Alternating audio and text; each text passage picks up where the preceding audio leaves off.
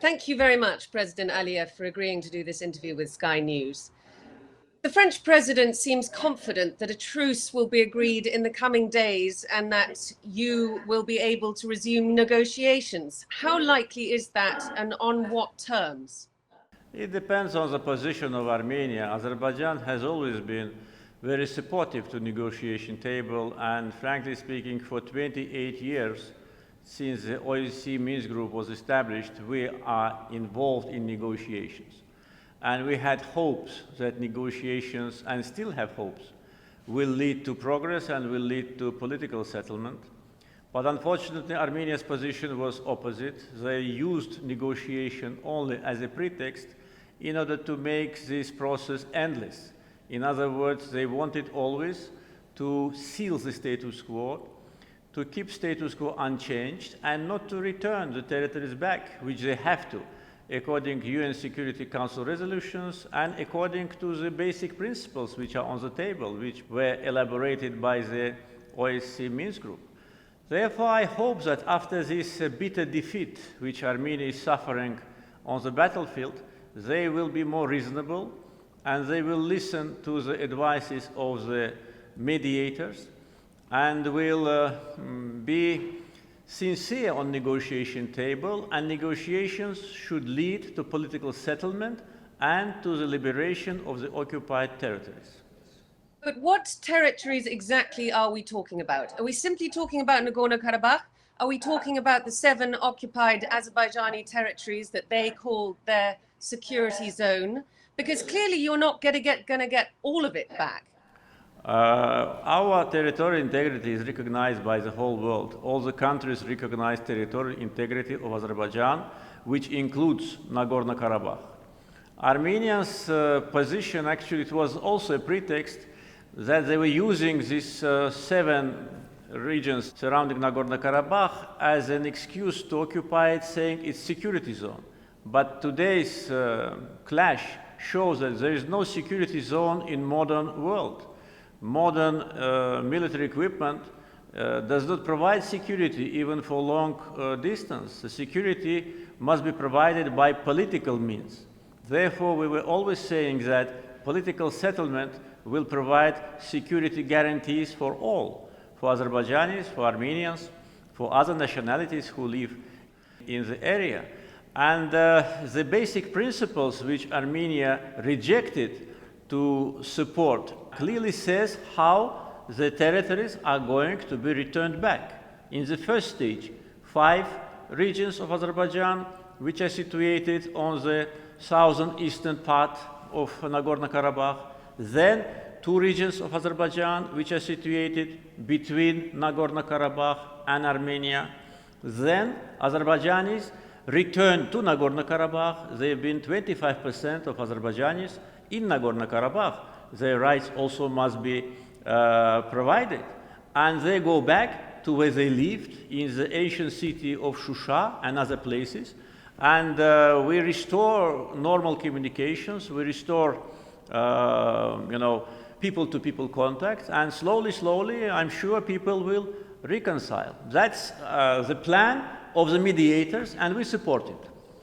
Would you recognize Nagorno-Karabakh's independence if you were allowed to have 25% Azerbaijani repopulation there? No, never. And that has never been the issue on negotiation table. Our position was very clear that Azerbaijan will never recognize Nagorno-Karabakh independence because it's our ancient land. The history of Nagorno-Karabakh is now well known. Second, it is integral part of Azerbaijan, and why should we give independence to a small number of people? Azerbaijan is a multi-ethnic country, as almost all the countries in the world. National minorities live in peace and dignity in Azerbaijan and in many countries in the world. Being national minority does not mean that you have a right for secession, have a right for separatism. Separatism is a big threat to international community, and all the countries in the world, they condemn separatism. What has been done against us was separatism of Armenians in Nagorno-Karabakh and military aggression of Armenian state against Azerbaijan, which led to the situation which we are facing now, occupation millions of Azerbaijani refugees, ethnic cleansings against Azerbaijanis, destroyed cities and villages. Now when we are liberating our territories, there are videos about what happens there. Everything is destroyed. It's as if, you know, like Stalingrad. It's even worse than Stalingrad after Second World War. But that is exactly what you are doing now to the regional capital Stepanakert. That is what you are doing to Shushi, which yesterday was targeted not once but twice, a double hit on the cathedral there, when it was very clear that civilians and journalists were sheltering inside. That was first a provocation from Armenian side. We never did that in the past. We have Armenian church in the center of Baku. You can send someone, or when you come... No, just a minute. The Armenians targeted their own cathedral. How can that have been a provocation? That's probably their provocation in order to present us in such a way. But I can tell you that they're shelling our cities. Do you know that we have 31 killed civilians as a result of Armenian bombardment, 170 wounded people, and more than 1,000 houses totally demolished or damaged because of Armenian attack on our civilians. And they use ballistic missiles. Sorry? With all due respect, that is also what you are doing with your shells on Nagorno-Karabakh. And you have very sophisticated drone technology, which should allow you to see precisely what you are targeting. So why do civilian structures keep getting hit? No, we never attack civilians. What we did in the territory of Nagorno-Karabakh, we attacked their tanks, we attacked their guns, we attacked their artillery systems, and also we attacked their military infrastructure. It's not our fault that this military infrastructure sometimes is situated in the city center, but we never, on purpose, we never attack civilians. Yes, we have sophisticated weapons, but not all of them are sophisticated. There could be some, mistakes.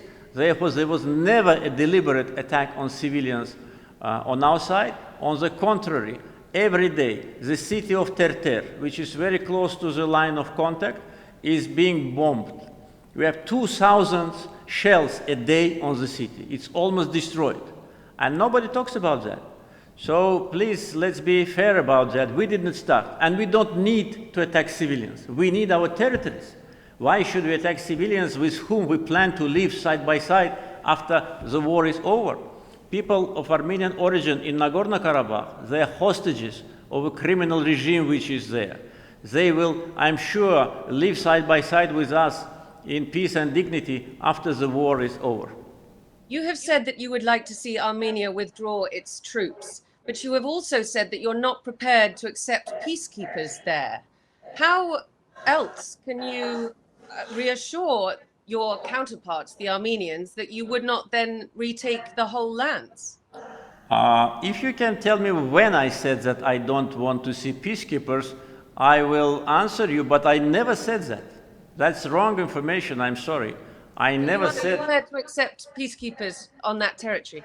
Peacekeepers is one of the elements which is provided in the basic principles for the settlement, which was elaborated by the OSCE Minsk group. And there is an item about peacekeepers.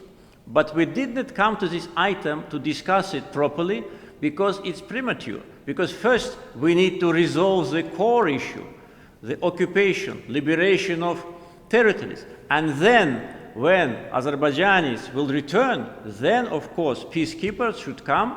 It is in the framework of agreement. If it is signed by both sides, then both sides will select who these peacekeepers will be. So we are not against it, but we actually were not in active phase of negotiations on this item.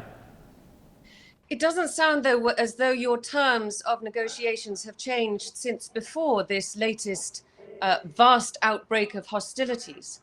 So I'm just wondering why weapons should be placed down now if negotiations have never succeeded before. You know, negotiations are taking place since 1992. Since that time, there have been zero progress on the ground, zero progress. And Armenia always was using some, manipulation tools in order to disrupt negotiations. This year, starting from July, they launched 3 times a military attack on us. On July, they attacked our civilians and our military positions on the border between Armenia and Azerbaijan, far away from Karabakh region. That lasted for 4 days. We pushed back. They could not occupy territories, and we stopped because we don't have any military purpose on Armenian side. On August 23rd, they sent a sabotage group to commit a terror act, which was detained, and the head of the group gives evidence. On end of September, they launched the artillery bombardment of our cities and killed immediately innocent people. We had to respond. We had to push back. That's what we did. Therefore, we are in favor of negotiation. I can give you 2 examples. Armenian Prime Minister last year announces that Karabakh is Armenia. What does it mean? It means the end of... I asked him what he meant. Yeah, what he meant. He said that it meant that ever since the 4th century, there have been Armenian churches, there has been an Armenian population, and there has, ever since the beginning of the Soviet Union, been a much larger Armenian population, ethnic Armenian population in Nagorno-Karabakh than Azerbaijani. You know, he is telling, mildly speaking, not truth. The Armenians' settlement in that area started after beginning of 19th century Treaty of Kürekçay, which was signed by Ibrahim Khan, Azerbaijani, and Russian general. As a result of that treaty, Karabakh Khanate became part of Russia. And Russia started... That's how it was. That's how Armenians came to Nagorno-Karabakh. It's only 2 centuries less. He's telling about 4th century. You have been in power since the beginning of this century, and yet there has been no progress made on this issue. It is all very well to blame the Armenians, but do you take some personal responsibility for the fact that your soldiers are now dying on the front line because you politically have not been able to resolve this? Our soldiers are dying for our land. Our soldiers are dying on Azerbaijani soil, historical and international recognized, on which soil now Armenian soldiers are dying. They are dying now in Fizuli, they are dying in Jabrail, they are dying in other Azerbaijani territories. What they are doing there? You should ask Pashinyan what his soldier is doing there. 90% of so-called army of Nagorno-Karabakh consists of Armenian citizens. There on our land, it's just enough to look at the map. For us, it's a patriotic war. We are defending ourselves. We want to restore our territorial integrity to allow 1 million refugees to go back. That's what we are doing. And for 28 years, we were patient to believe that negotiations will lead to progress. As a result, we got what we've got now. When we push back and punish the aggressor, we are attacked politically. I accepted the basic principles, Pashinyan rejected.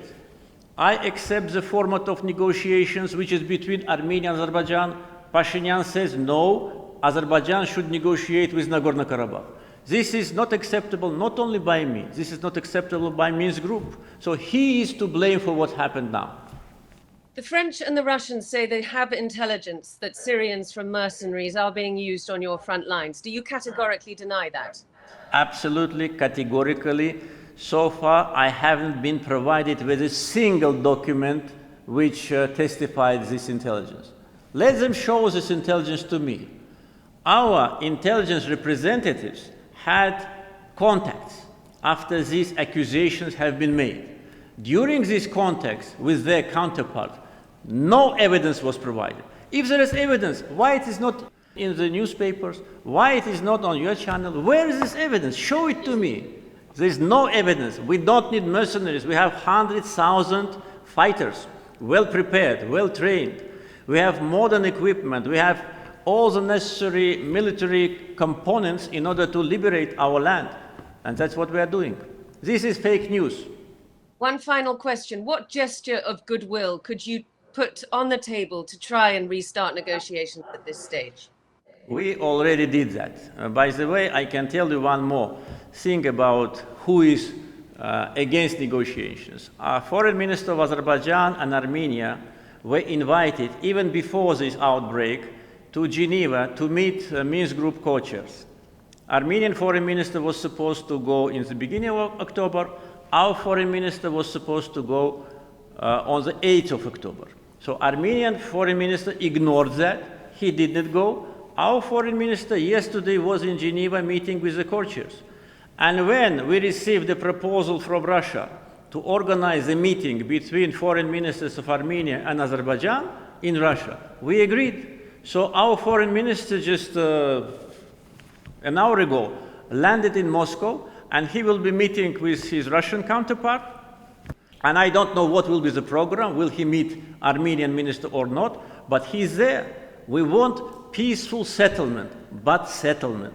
We want solution, not imitation, not another 30 years of blah, blah, blah. Practical steps, timetable, when our people are going back home, what will be the security guarantees for them, and how we will reconcile. Two nations, they must reconcile. We are neighbors. We cannot live in hostility forever. This must be stopped, but stopped on the basis of historical truth and international law. And a question about journalists operating in Nagorno-Karabakh. Your presidential spokesman has said that because they are there illegally on what you consider to be Azerbaijani territory, they are effectively fair game. Is that something that you believe also? Our position is very fair and clear. Nagorno-Karabakh is an integral part of Azerbaijan, and our position is that if any foreign citizen, any, not only journalists, if he wants or she wants to visit Nagorno-Karabakh, please let us know. We do not expect some kind of, special, attitude. Just inform us that such and such person wants to visit. And when we have this information, when we have this sign of respect to our territorial integrity, we never object. So those who go there without this, procedure, they are being put in the blacklist of our foreign ministry, and the entrance for them to Azerbaijan is forbidden. But if those people write a letter to our foreign minister that we made a mistake, or next time we will inform you, we remove them from the blacklist. This is fair. That's the only thing we need is just respect. Therefore, for those journalists who want to go there and to cover events, please, I'd like to use this opportunity to deliver a message to them. Please inform our foreign ministry by email and go there. No problem. And you will not target them? We never do it. We never do it. Why should we? We are interested that journalists are coming. I'm every day on TV. Every day I'm giving interviews because we want to deliver our point. We want to deliver our case. We are not aggressors. We are victims. It's Armenia who is aggressor. We want the territories back. That's all. President Aliyev, thank you so much for talking to us today. Thank you very much.